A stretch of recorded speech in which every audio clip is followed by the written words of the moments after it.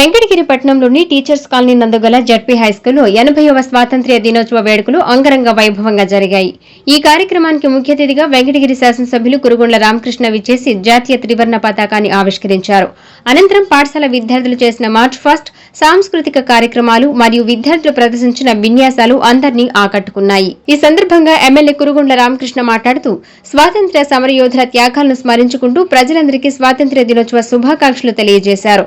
ప్రధానమంత్రి నరేంద్ర మోదీ వికసిత్ భారత్ మరియు రాష్ట్ర ముఖ్యమంత్రి నారా చంద్రబాబు నాయుడు వికసిత్ ఆంధ్రప్రదేశ్ 2047 దార్శనికతతో రాష్ట్రంలో పేదరికం లేని సమాజాన్ని నిర్మించడమే ప్రభుత్వ ప్రధాన లక్ష్యమని స్పష్టం చేశారు.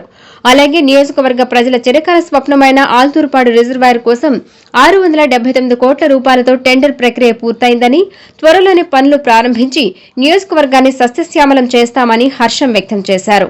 ఈ సందర్భంగా ప్రతిభ కనబరిచిన విద్యార్థులకు ఎమ్మెల్యే చేతుల మీదుగా బహుమతులు, స్వీట్లు అందజేశారు.